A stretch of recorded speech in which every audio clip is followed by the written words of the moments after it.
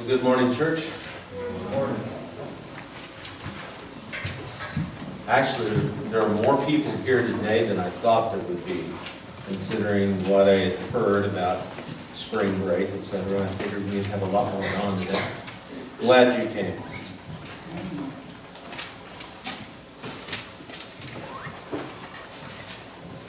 Most of you are too young to remember this, or either that, you've only seen them in reruns or on video.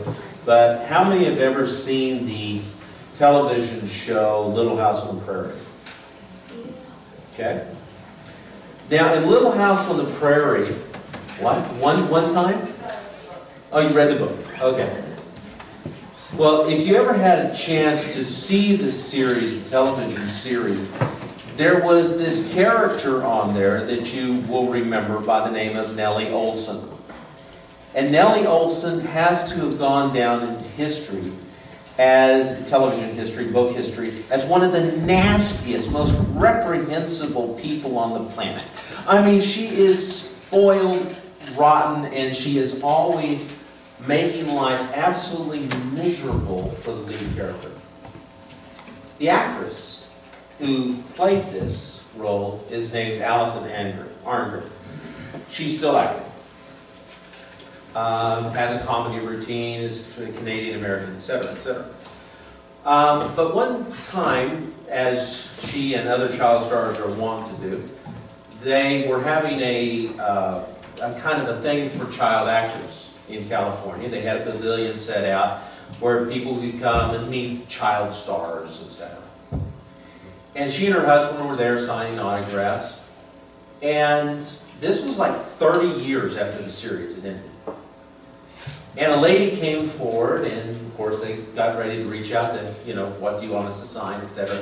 And this lady was visibly upset. She was just shaking. And she didn't say anything at first. And she's just staring at Allison and turning, red and white and purple and just... And finally, she gets out 3 words. She says, "I forgive you," and stomped off. Allison says, these things happen quite frequently, actually.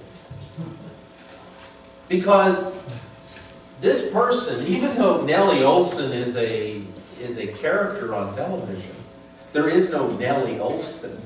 Maybe in history there was someone with Laura, because it's based on a autobiography. Maybe there was a Nellie Oleson sort of character. But this person doesn't exist, and Allison Arngren is definitely not Nellie Oleson. But this person had let the anger over the years just build up at this television character. And she had a hard time letting go. Ephesians 4:26 through 27, our passage memory verses today, says this: "In your anger, do not sin. Do not let the sun go down while you are still angry, and do not give the devil a foothold." When we first read this, if you just glance at it, and you say, "Oh, this is all about anger." It's not really about anger. Anger is part of it. It's not really about anger. This is about holding on to anger. This is about holding on to things and keeping them hidden inside and not letting them go. It's about grudges. It's about repressed feelings. It's about not taking care of it, allowing that infection to be inside there and fester. That's what this is about. Do you ever do that? Do you ever get angry? Do you ever get sad? Do you ever have any kind of emotion that somehow is negative toward another person? And rather than dealing with it, you keep it inside, you bury it, and you allow it to sit there and fester over the years. You may forget about it, but something will trigger it. You'll see somebody, you'll see them walk across the park. They have no idea what's going on. But inside you, right?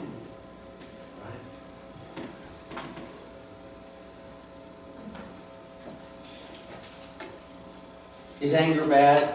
No, anger's normal. Jesus got angry. God gets angry. But holding on to it, keeping it, nursing it, burying it, yeah, that's bad. Because it grows and it can bite back later. Most of us hate conflict. But conflict's part of life. It's part of this world. We will have times that we will get angry with people. We will have times we get sad. We will have times when people disappoint us. It's how we deal with it. How we resolve it that's key. Because burying it doesn't resolve it. How we react to things, though, how we react to conflict is important. Back about 100 years ago, a guy by the name of William Cameron Townsend had been touched by the need for the gospel, etc. And he had gone in actually August of 1917 to Guatemala for a one-year mission trip. He was there to sell with this association. He was selling Spanish Bibles. And it was 1918 now. It was getting toward the end of the trip. And he's got his table set out, and he's been living for the last several months with a group called the Cochiquel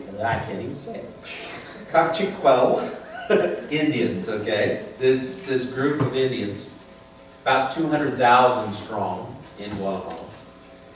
And one of the guys that he obviously knew, and he had learned some of the language, came up and he had this table of the Bibles there, and the guy kind of looked confused at him. He said, "What are these?"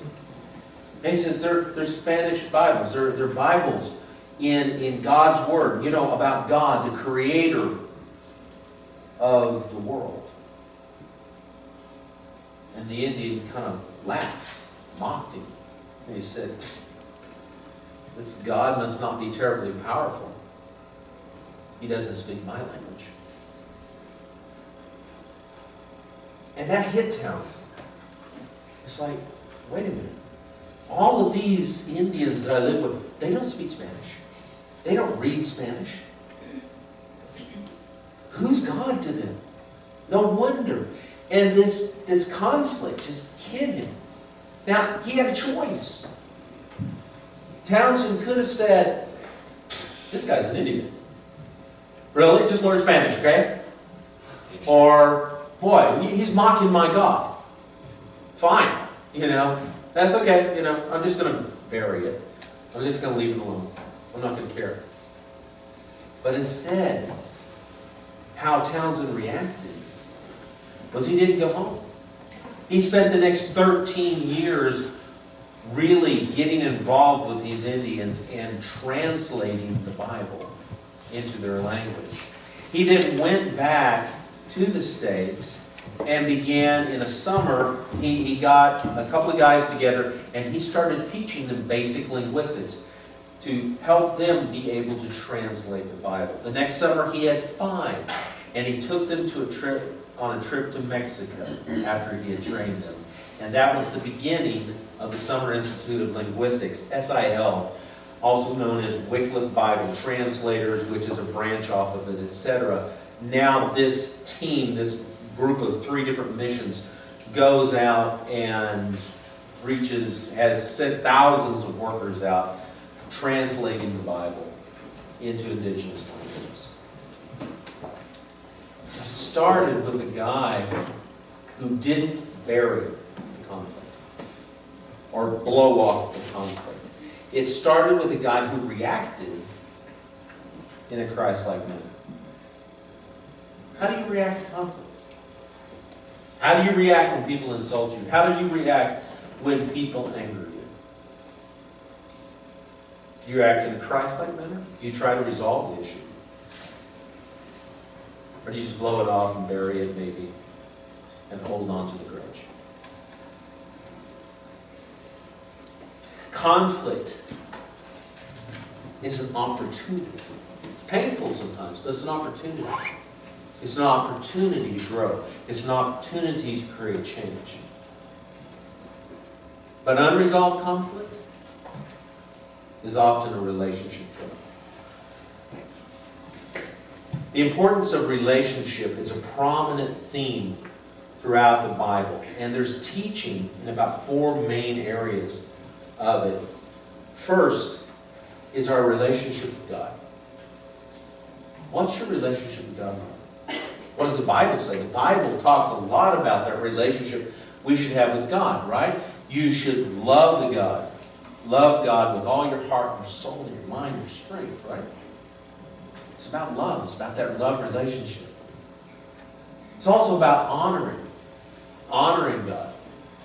You know, it says that these people honor me with their lips, but their hearts are far from me. In other words, it's not just about saying something. It's about that relationship, that heart. We should honor Him not only with word, but in deed with our hearts. We should obey God. We should trust God. All of those deal with our relationship with God. Second thing is our relationship with our family members. The Bible talks a lot about that. It says, honor your father and mother. Obey your mother and father.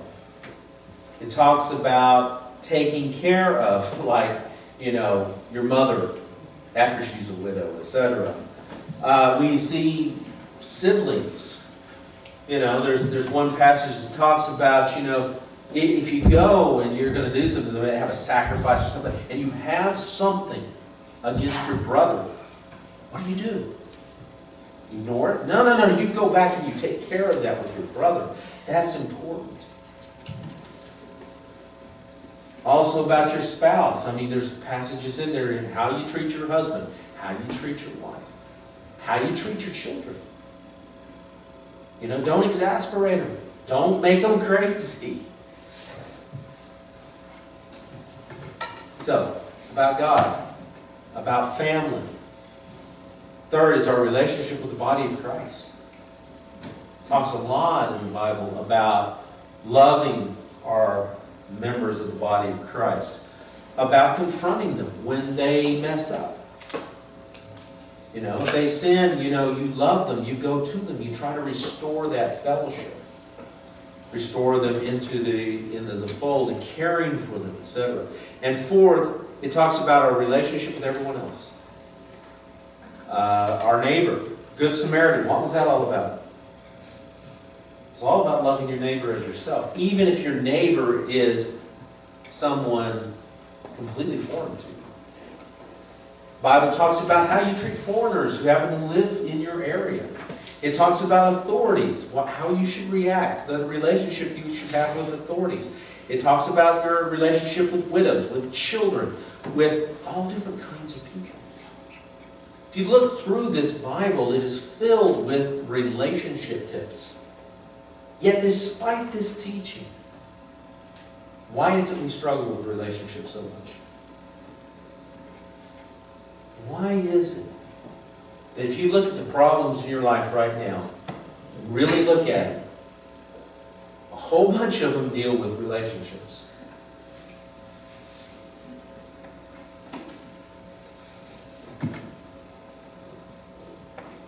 One of the toughest things we face in relationships is what the title of the sermon is, the breakup. We have friendships, we have romances, but sometimes those friendships and those romances struggle, and sometimes they die. And when we break up with somebody, whether a friendship or a romance, as beautiful as that may be, something inside us dies. It's a hard time. It's a terrible time. We feel that pain, the agony of that. Were Paul and Barnabas friends? I mean, all the signs are there that they are. I mean, think about it. Think about it. Paul, at that time Saul, he comes to Christ, right? He comes to Christ. And yet he has been such a monster. He has been a thorn in the side of the Christians. He has been the boogeyman in the closet, man. This guy has been someone they have been running from. He comes to Christ. But they don't trust him. They don't trust him. In fact, he goes to Jerusalem. And the reaction, it says in the Bible, he goes to Jerusalem and he goes to try to join with the disciples. And they're afraid of him. They're afraid of him. They're not sure this is real. This could be a trick. And so they don't feel comfortable joining with him. Until Barnabas comes along. And Barnabas comes along and he gets Paul and he takes him into the presence of the disciples, the apostles, and says, look, this is what happened to him. This is how God has touched his life. This is my buddy, Paul. And they accept him. They can't have him around too long because he's like a match waiting to be struck. I mean, because he was such an influential person there and such a big enemy, okay? He had been working for the high council. He was working for the Sanhedrin. He was working for these people. He was persecuting them. When he turned and became a Christian, they go after him. They can't stand him being around. And because Paul could very well be killed, and because of what it could do to the church in Jerusalem, they sneak him out of town. They sneak Paul away. They put him all the way in Tarsus. Send him into the backwoods. We like you, Paul. We believe that you're a Christian. We just can't be around you. Bye. They send him off. I have no idea where that's coming from. Let the thunder roll. Huh? Maybe. But anyway, they send him away. They send him away. Until Barnabas, after he's sent to Antioch, Barnabas goes and finds Paul. And he brings him to Antioch to work with him. Now, if you were Paul, what would you think of Barnabas? You probably like him a lot, right? Because this is one guy, one leader who's willing to come to bat for me. One leader who's willing to be my friend, to help me fit in. And not only that, is they get on this working relationship. They go on a mission trip. They're through thick and thin, through hard times. I mean, this is a partnership. This is a great thing. What can ever go wrong? We pick up their story again in Acts 15, 30 through 41. This is after this letter has been sent, we talked about last week. It says, so the men were sent off and went down to Antioch, where they gathered the church together and delivered the letter. The people read it and were glad for its encouraging message. Judas and Silas, who themselves were prophets, said much to encourage and strengthen the believers. After spending some time there, they were sent off by the believers with a blessing of peace to return to those who had sent them. But Paul and Barnabas remained in Antioch, where they and many others taught and preached the word of the Lord. Stop there for just a second. Now, everything's going great, right? Everything's going great. Paul and Barnabas are there. They're in Antioch. They're teaching, preaching the word of the Lord. Now, what happens? Continue. Sometime later, Paul said to Barnabas, let's go back and visit the believers in all the towns where we preach the word of the Lord and see how they're doing. We're going to go back on another mission trip. Barnabas wanted to take John, also called Mark. But Paul did not think it wise to take him because he had deserted them in Pamphylia and had not continued with them in the work. They had such a sharp disagreement that they parted company. Barnabas took Mark and sailed for Cyprus. But Paul chose Silas and left, commended by the believers to the grace of the Lord. He went through Syria and Cilicia, strengthening the churches.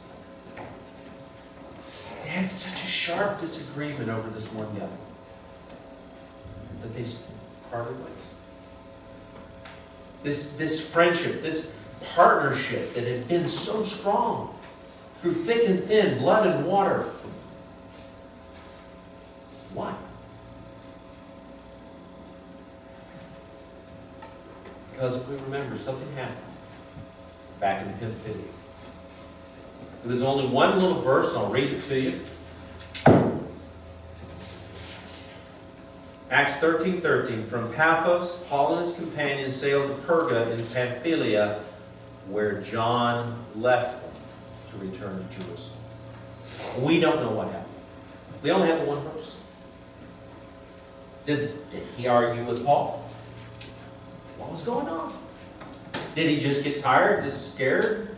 You know, this is too rough for me. I don't know. But he returned to Jerusalem. Paul and Barnabas continued on. But something remained. Some sort of unresolved conflict remained. This passage reveals some important truths. And the first one that we can look at is that even Christian relationships can crumble. Even Christian relationships, strong Christian relationships can crumble. And this can be tough to face. But Christians, while saved by grace, guess what? We're still human. We're still people. We still stumble, we still fall, we still sin.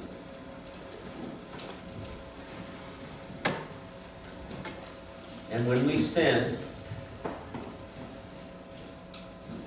we can hurt others. And when people sin against us, we react to it. Now the big question we have here, of course, is did John Mark sin by leaving? Not necessarily. We don't know. We really don't. We have no clue. But it still left a negative impression on Paul. It still was something that he held in his life. Paul and Barnabas had trusted John Mark to be their helper, and he had failed. Have you ever failed somebody? Has anybody ever failed you? I bet when I say that, you're remembering something, aren't you? How did it feel? How is the relationship now? Is that relationship healthy? Or is it still broken?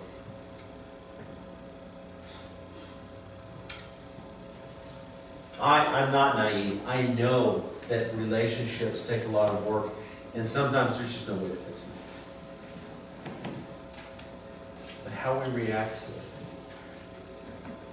how we react on a heart level to it oftentimes, is what's important. Did Paul sin? We don't know. Perhaps Paul forgave. He could have very definitely have forgiven John Mark. He could have. We don't know that. It doesn't say. But he didn't forget about it. He wasn't willing to forget about it. And when push came to shove, and it was whether we take him or not, it comes up. Unresolved conflict, whether due to sin or innocent circumstances, still builds walls in relationships, still breeds distrust. We must work to heal the rift. Because this is what happens. Because trust, once lost, is difficult to restore. Because trust, once lost, is difficult to restore. You ever heard this expression? Fool me once, shame on you. Fool me twice, shame on me. I grew up with people saying, oh, that's a Chinese saying. I have no idea if this is a Chinese saying. Is it a Chinese saying? Anybody know?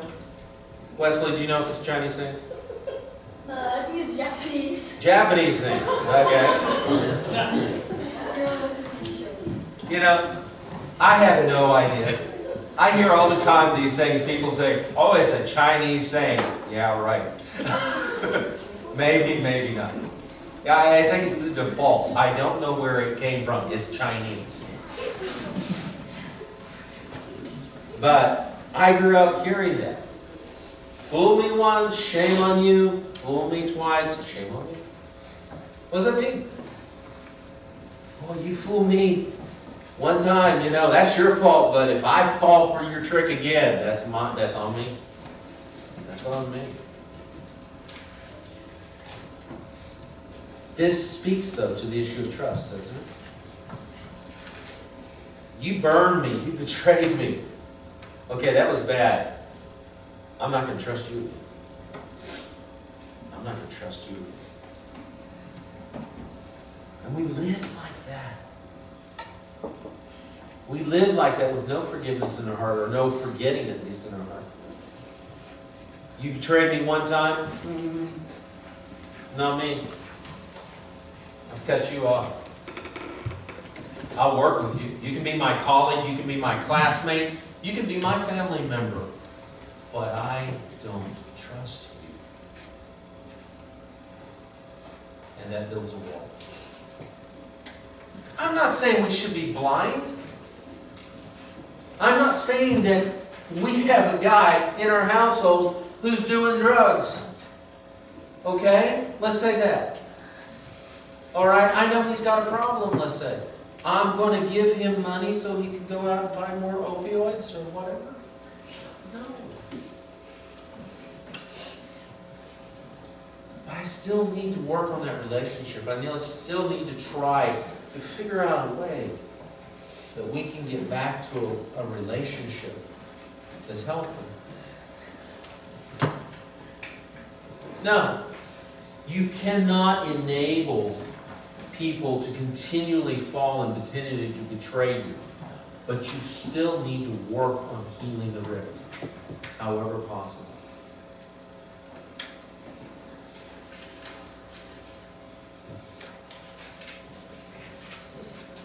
Paul did not feel it was, quote, wise to take John Mark with him due to his deserting them in the past, because he didn't trust him. He didn't trust him. He didn't trust him so much that when Barnabas continued asking, no, come on, we can take him. Paul is saying, absolutely not. To the point that he lost his relationship with Barnabas.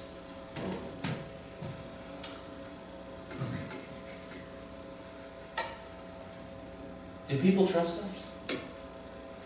Are we trustworthy? Are you a trustworthy person? When you say you're going to do something, do people believe you? Or do you occasionally say, yeah, I'll do that, and then you're lying about it? What is a lie? What do lies do? Even one little one. They absolutely destroy trust. And trust has to be rebuilt over time.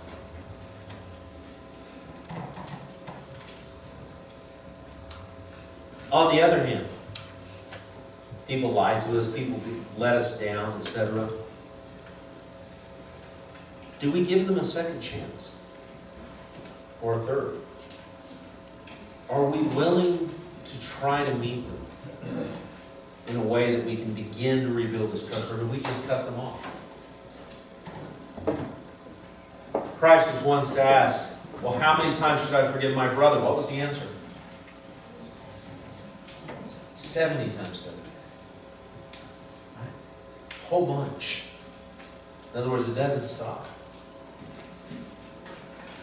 We need to continue to work to reestablish the relationship. Figure out a way to make it healthy again. Barnabas had taken, the irony in this is Barnabas had taken a chance on Paul. He'd taken a chance on Paul when no one else trusted him. Brought him along. But Paul, for whatever reason, can't do the same with John.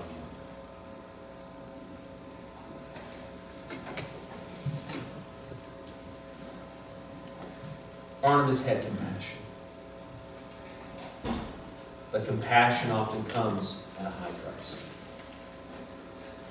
Compassion often comes at a high price.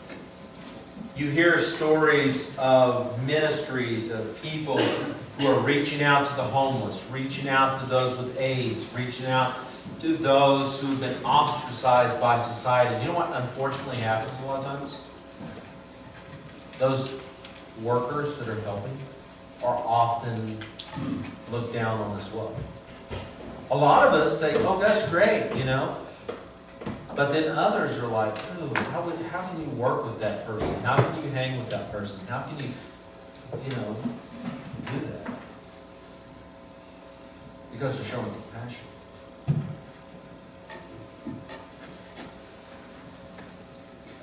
Christ had compassion on a lost world. Christ had so much compassion, he was willing to die for us, right? He was willing to go to the cross. He was crucified for us because he had compassion for us. He loved us. Barnabas had compassion for John Mark, and in the process, lost Paul. Is it worth it? Is it worth it? Well, obviously for us, none of us would be here, really, without Christ's compassion. We wouldn't be sitting in this room.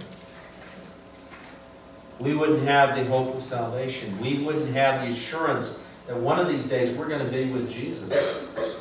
We're going to go to heaven without Christ's compassion. But let's take another angle at it.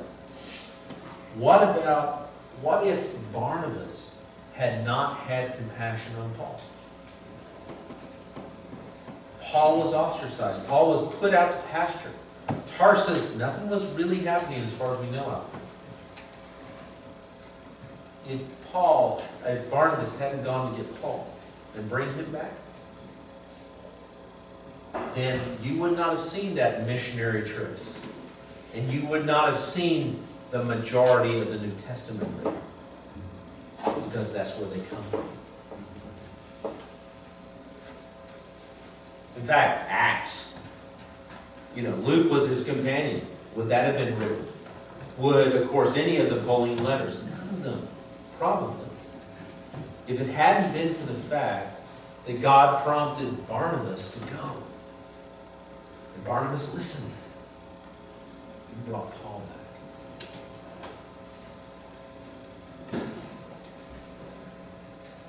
Gave Paul a chance. So compassion, it comes at a high price, but it also has tremendous rewards. But there's one more truth that we can learn in here. That God can even use breakups to accomplish His will. That God can even use breakups to accomplish His will.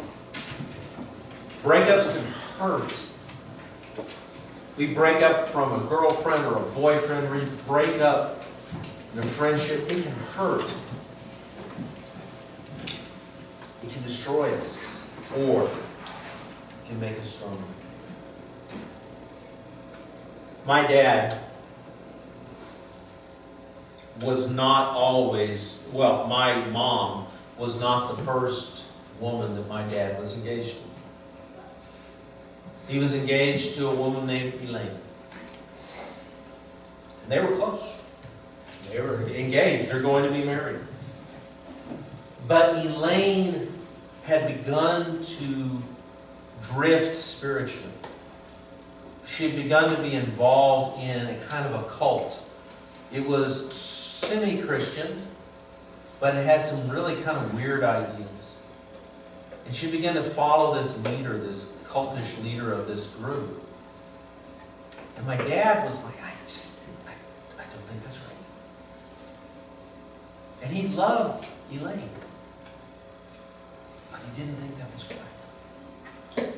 And their disagreement over this spiritual move broke them up. But in the process, my father grew in his faith. He grew stronger in his love for Christ and his determination to follow the God of the Bible. He could have destroyed it, but instead it strengthened him. How do you react when you break up? Will it destroy you? Or will it make you stronger? The breakup was painful here between Barnabas and Paul, but notice how God used it.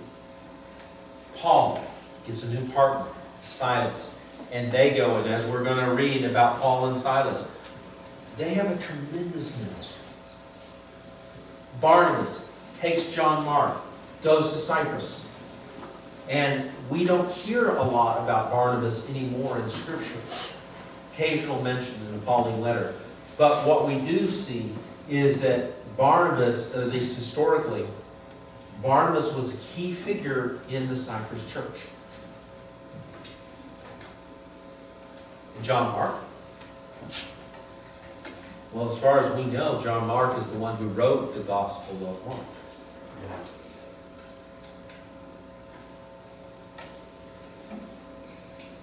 So God used this. God uses through this time, this separation, and He grew the individuals that were involved in it. Thankfully, we read later on in Scripture, I'll give you a hint, Paul and John Mark are reconciled. In fact, at one point, Paul said Mark, he's useful to me. Okay? So their relationship healed. Yet we never learn anything about his relationship with Barnabas. We never know. This side of heaven, we'll never know whether Paul and Barnabas ever got back together.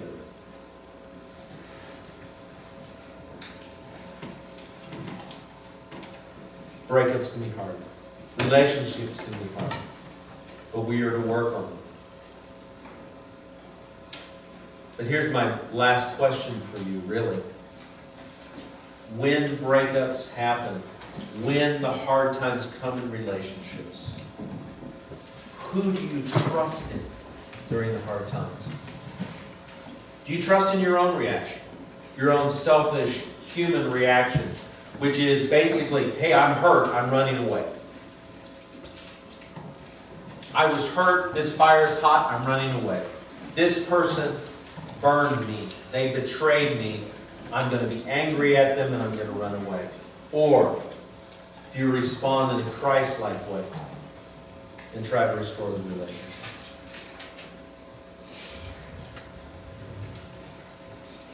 Where do you draw your strength from? Breakups happen even to Christians. Who do we turn to? Do we seek to resolve the conflict, or do we seek to nurse it?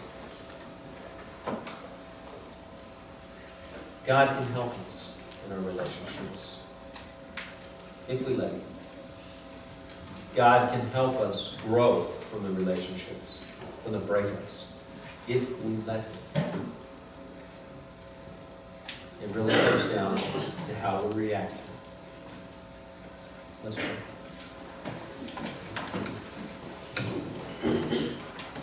Father God, none of us like conflict. The Lord is part of love. So Lord, we ask that you help us when the breakups happen and the problems occur. Lord, help us to turn to you. Help us to rely on you and your strength to get us through, God. Help us to be Christ-like in our relationships. Help us not to rely on ourselves and our own fears or our own anger to turn away and to keep the relationship broken. But instead, Lord, help us to treat conflict as an opportunity. As an opportunity to learn to grow in you and to be all that you would have us be in Christ. In Jesus' name we pray.